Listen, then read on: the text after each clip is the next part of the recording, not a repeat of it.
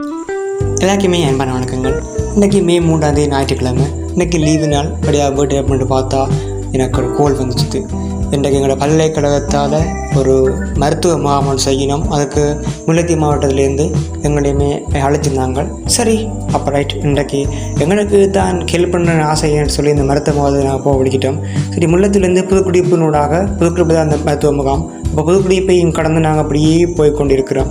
So புதுக்குடிப்பிலேருந்து போய்க்குள்ளே புதுக்குடிப்பில் கணக்கு கடைகள், மக்கள் நடமாட்டம் ஞாயிற்றுக்கிழமை இருந்தாலும் மக்கள் நடமாட்டம் கூடத்தான் காணப்பட்டது. அப்படியே நாங்கள் அந்த பாதை வழியாக போய் கொண்டிருக்கிறோம்.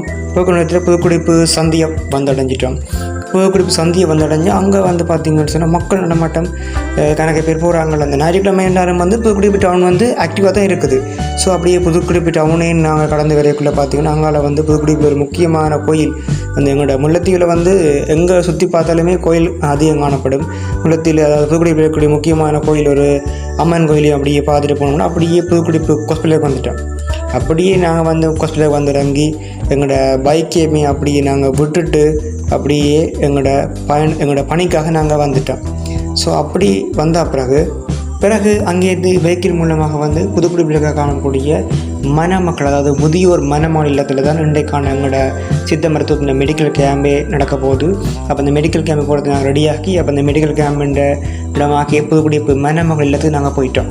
அங்கே போய் பார்த்திங்கன்னு சொன்னால் அந்த சித்த மருத்துவம்ன்றது எவ்வளோ முக்கியமோ அதை எல்லாருக்குமே கொண்டு போய் சேர்க்கும் நோக்கோடையும், அந்த இயற்கை மருத்துவத்தின் நன்மைகளை எல்லாருக்குமே கொண்டு போய் சேர்க்கும்ன்ற முக்கியமான நோக்கத்தோடையும், அந்த முதியோர்களுக்கு சித்த மருத்துவத்தினால் அவர்களோட நோய்களை குணமாக்கக்கூடிய வழிகளை நான் சொல்லிக் கொடுக்கறதுக்காக இன்றைய கேம்ப் நாங்கள் போட்டது. நாங்கள் அப்படியே இன்றைக்கு அந்த கேம்புக்கு போயிருந்தால் நிச்சயமாக இன்றைக்கு நாங்கள் எதிர்பார்த்ததை விட கணக்க முதியோர்லாம் வந்துச்சுன்னா அவர்களுக்கு நாங்கள் எங்களோட மருந்தை கொடுக்குறது இன்றைக்கு நோக்கமாக இருந்துச்சு.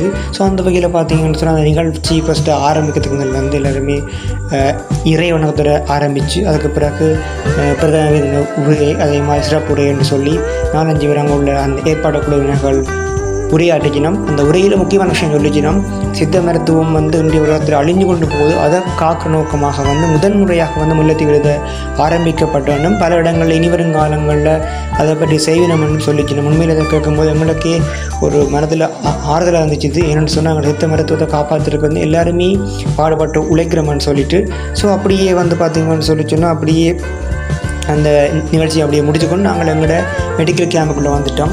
அப்போ நாங்கள் ஒவ்வொரு முதியோராக கூப்பிட்டு அவர்களை அழைச்சி அவர்களுக்கு என்னென்ன நோய் இருக்குன்னு சொல்லி அவர்களை கேட்டறிஞ்சு அதுக்கு தேவையான மருந்துகள் எழுதி அதுக்கு தேவையான மருந்துகளை நாங்களே கொடுத்து கொண்டிருந்தோம். அதாவது டாக்டர் கொண்ட மேற்பார்வையோடு நாங்கள் அவர்களுக்கு தேவையான மருந்துகள் எல்லாமே